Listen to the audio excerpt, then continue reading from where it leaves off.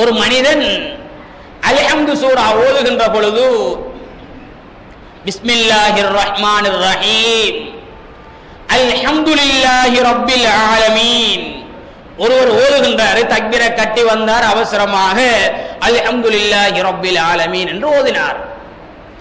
அல்ஹம்து என்றால் புகழ் அனைத்தும், அல்ஹம்து என்றால் தடிப்பமானவை, கல்லு மரம் கட்ட இப்படியான தடிப்பமான சகலதும் அல்லாஹ்வுக்குரியது. புகழ் என்ற அர்த்தம் வராது.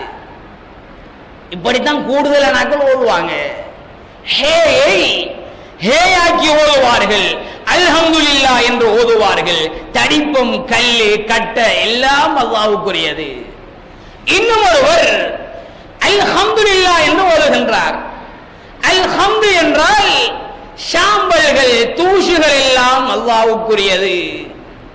யாரு கற்றுக்கொள்றாங்க? எல்லாருக்கும் அவசரம், அமலில் அவசரம். வீட்டுக்கு செல்ல வேண்டும், கடைக்கு செல்ல வேண்டும், அங்கே செல்ல வேண்டும், இங்கே செல்ல வேண்டும், எல்லோருக்கும் வேலை இருக்கின்றது. அதனால் அல்லாஹ்வுடைய வேலையிலே தரை குறைவாக இருக்கின்றார்கள். அல்ஹம்து அல்ஹம்து இப்படித்தான் ஓதப்படுகின்றது.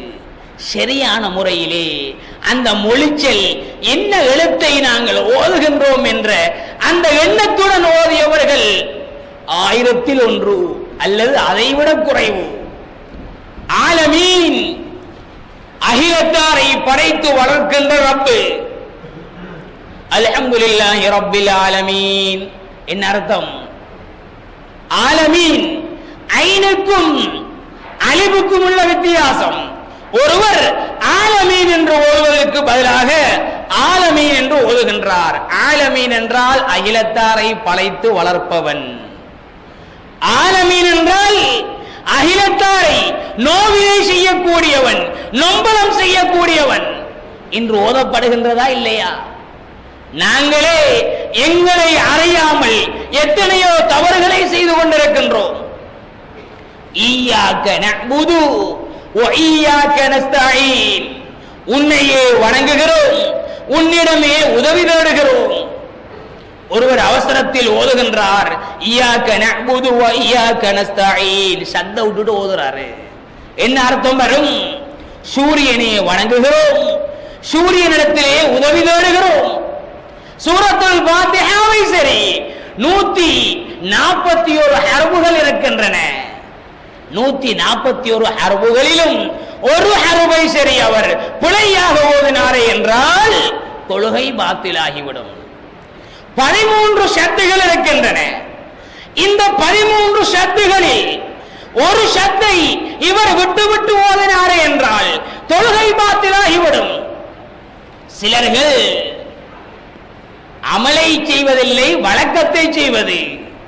ஏதேனும் ஒரு காரியத்தை செய்துவிட்டார் அஸ்தக்ஃபிருல்லாஹல் அஸீம் என்று சொல்லுவார்கள். அஸ்தக்ஃபிருல்லாஹல் அஸீம், அதை அமல் என்று உள்ளத்தில் நினைத்து செல்ல வேண்டும், சரியான முறையிலே மொழிந்து சொல்ல வேண்டும். அஸ்தக்ஃபிருல்லாஹல் அஸீம் என்ற அர்த்தம் என்ன? வாய்க்குள் மண்ணள்ளி போடுவாயாக. அஸ்தக்ஃபிருல்லாஹல் அஸீம், இறைவனிடத்திலே நான் பாவ மன்னிப்பு கேட்கின்றேன். உள்ளம் வரவில்லை, வாய் மட்டும்தான் சொல்றது. இதனால் பாவம் அதிகரிக்கின்றது.